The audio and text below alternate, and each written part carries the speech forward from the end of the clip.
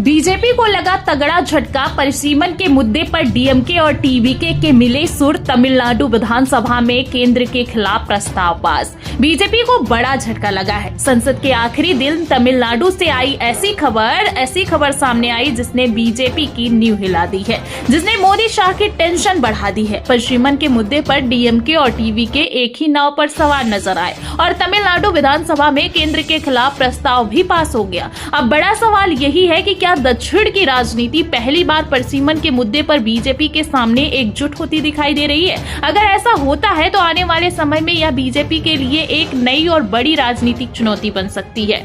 आपको बता दें कि परिसीमन के मुद्दे पर तमिलनाडु की राजनीति में दो ऐसी पार्टियां एक साथ खड़ी हो रही हैं जिनकी राजनीति और विचारधारा भले ही अलग हो, लेकिन इस एक मुद्दे पर दोनों का सुर एक जैसा नजर आ रहा है। एक तरफ अभिनेता से नेता बने मुख्यमंत्री विजय की पार्टी टीवीके है, तो दूसरी तरफ तमिलनाडु की सबसे बड़ी राजनीतिक ताकतों में शामिल डीएमके।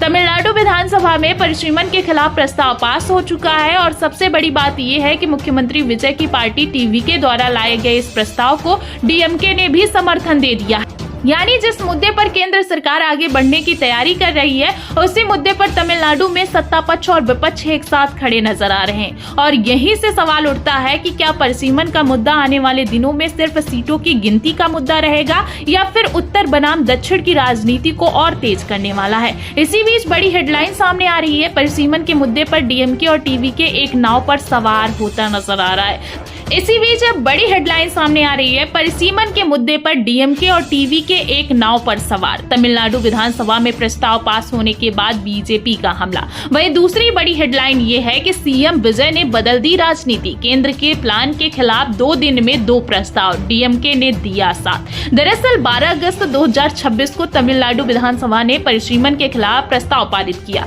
इस प्रस्ताव में केंद्र से मांग की गई कि लोकसभा की मौजूदा 543 सीटों की संख्या को स्थायी रूप से बरकरार रखा जाए और संसदीय सीटों का मौजूदा बंटवारा सुरक्षित रखा जाए। अब इस प्रस्ताव को टीवीके के साथ साथ डीएमके का भी समर्थन मिल चुका है। हालांकि बीजेपी और कुछ अन्य दलों ने इस प्रस्ताव का विरोध किया। अब सवाल यह है दोस्तों कि आखिर परिसीमन को लेकर इतना बवाल क्यों मच रहा है। परिसीमन यानी कि डिलिमिटेशन का मतलब होता है लोकसभा और विधानसभा सीटों की सीमाओं का नए सिरे से निर्धारण और जरूरत पड़ने पर सीटों की संख्या में बदलाव। भारत में लंबे समय से लोकसभा सीटों का बंटवारा एक निश्चित व्यवस्था के तहत चलता आ रहा है, लेकिन जैसे जैसे जनसंख्या बढ़ी, अलग अलग राज्यों की जनसंख्या में अंतर बढ़ा, वैसे वैसे परिसीमन का सवाल भी बड़ा होता गया। दक्षिण भारत के कई राज्यों की सबसे बड़ी चिंता यही है कि उन्होंने जनसंख्या नियंत्रण के मामले में बेहतर प्रदर्शन किया, लेकिन अगर भविष्य में सिर्फ जनसंख्या के आधार बनाकर संसदीय सीटों का पुनर्वितरण किया जाता है तो जिन राज्यों की आबादी तेजी से बढ़ी है उन्हें संसद में ज्यादा सीटें मिल सकती है। तमिलनाडु का तर्क यही है कि अगर ऐसा हुआ तो जनसंख्या को नियंत्रित करने वाले राज्यों को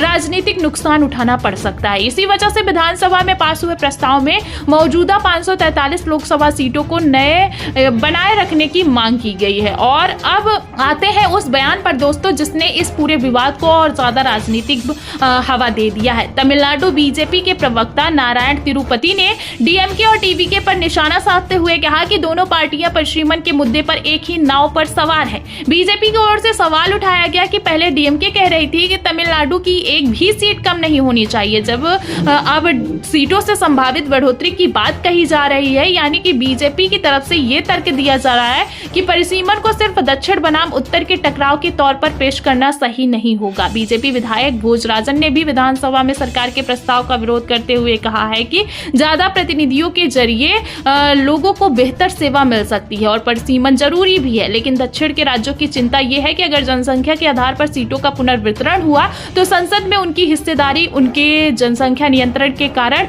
अपेक्षाकृत कम हो सकती है और यहीं से राजनीति का असली खेल शुरू होता है। तमिलनाडु में बीजेपी के सामने अब सिर्फ डीएमके की चुनौती नहीं है। एक तरफ डीएमके इस मुद्दे पर केंद्र की नीति का विरोध कर रही है और दूसरी तरफ टीवीके भी इस मुद्दे को तमिलनाडु के अधिकार और राजनीतिक प्रतिनिधित्व से जोड़कर आगे बढ़ा रही है। यानी विजय की नई पार्टी और डीएमके जो तमिलनाडु की राजनीति में एक दूसरे के संभावित प्रतिद्वंदी प्रतिद्वंदी माने जाते हैं, इस मुद्दे पर एक ही लाइन पर खड़े होते नजर आ रहे हैं और यही वजह है कि इसे बीजेपी के लिए एक राजनीतिक झटके के तौर पर देखा जा रहा है। डीएमके के पास लोकसभा में 22 सांसद है और राज्यसभा में भी उसकी संसदीय ताकत महत्वपूर्ण है। ऐसे में परिसीमन जैसे बड़े मुद्दे पर डीएमके का रुख राष्ट्रीय राजनीति में भी असर डाल सकता है। अगर तमिलनाडु में परिसीमन को सिर्फ एक तकनीकी या संवैधानिक प्रक्रिया की बजाय राज्यों के राजनीतिक अधिकार और प्रतिनिधित्व के सवाल के रूप में पेश किया गया तो आने वाले दिनों में यह मुद्दा और ज्यादा भावनात्मक हो सकता है। कुल मिलाकर तमिलनाडु विधानसभा का ये प्रस्ताव सिर्फ एक प्रस्ताव बनकर नहीं रह गया, ये आने वाले समय की एक बड़ी राजनीतिक लड़ाई का संकेत भी माना जा सकता है। सबसे दिलचस्प बात ये रही कि इस मुद्दे पर डीएमके और टीवीके फिलहाल एक ही नाव पर सवार नजर आ रहे हैं, जो बीजेपी के लिए बहुत चिंताजनक का विषय बन चुका है। अब देखना होगा कि ये एकता सिर्फ तमिलनाडु विधानसभा तक रहती है या फिर आने वाले दिनों में संसद के अंदर भी इसकी गूंज सुनाई देती है, क्योंकि परिसीमन का फैसला सिर्फ सीटों की संख्या नहीं बदलेगा बल्कि आने वाले कई चुनाव की राजनीतिक ताकत का नक्शा भी बदल सकता है। आपकी इस मामले में क्या राय है, कमेंट में अपनी राय जरूर दें।